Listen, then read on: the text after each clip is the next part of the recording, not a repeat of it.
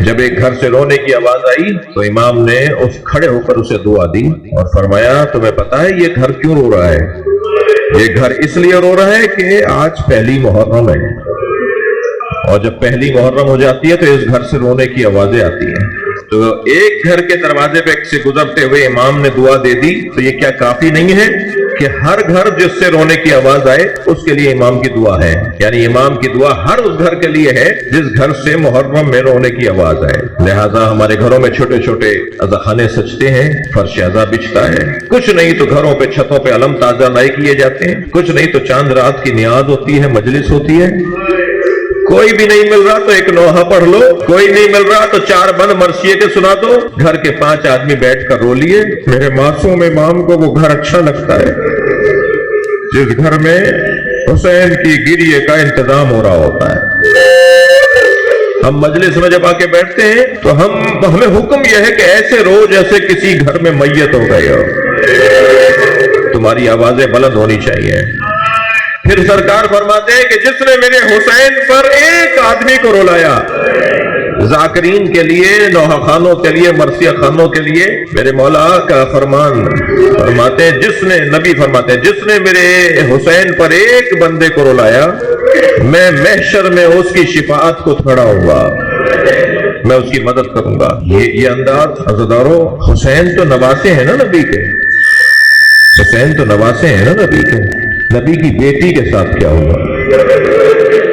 آئیے آج اس مجلس میں پرسہ دیں سرکار کو، یا رسول اللہ آپ کی بیٹی فاطمہ کا پرسہ۔ ابن قتیبہ، علامہ الجوینی، بڑے بڑے ہمارے سنی بھائیوں کے نام ہیں جنہوں نے اپنی کتابوں میں جناب زہرا پہ گزرنے والے حالات کو لکھا ہے۔ جی علامہ الجوینی لکھتے ہیں فرائض الصمتین میں کہ ایک دن سرکار نے اپنی بیٹی کو اپنے سامنے سے گزرتے ہوئے دیکھا، زہرا کو جاتے ہوئے دیکھا، نبی کی آنکھوں میں آنسو آ گئے۔ وہاں ایک بی بی تشریف فرما تھی، کہا یا رسول اللہ آپ زہرا کو دیکھ کے رو رہے ہیں؟ فرمایا ہینما ذکرت، جب میں فاطمہ کو سوچتا ہوں، جب فاطمہ پہ غور کرتا ہوں تو مجھے یاد آتا ہے ماں تصنع بہا بعدی، میرے بعد اس پر کیا گزرے گی۔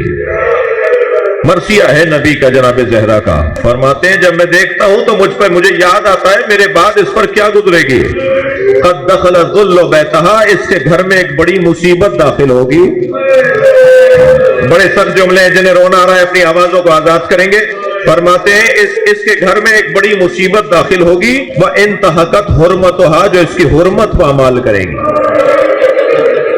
اس جملے پر میں اور آپ گھنٹوں روتے رہے نا، حرمت پامال کرے گی۔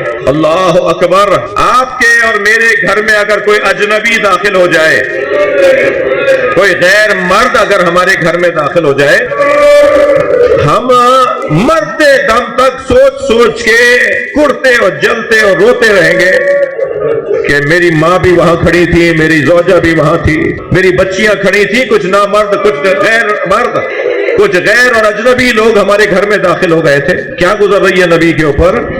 فرماتے ہیں میری فاطمہ کی حرمت پامال ہوگی، انتہکت حرمتہا ومنعت ارثہا، جو اسے میراث سے روکے گی، اس کی میراث اسے نہیں دے گی۔ بات کا جملہ سنیں گے، قیامت کا جملہ ہے، نبی کا جملہ ہے، وکثرت جنبیہا، جو اس کی پسلیوں کو توڑے گی۔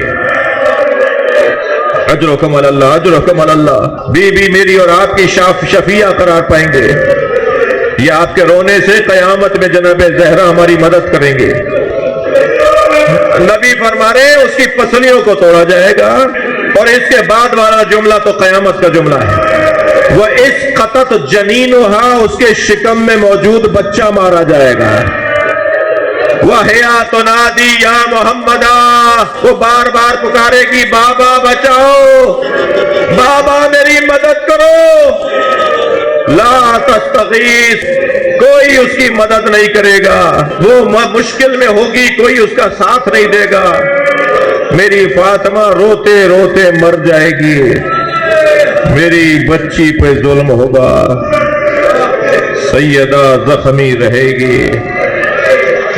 الا لعنت اللہ علی قوم الظالمین، فسيعلم الذين ظلموا أي منقلب ينقلبون۔ یا حسین، یا حسین۔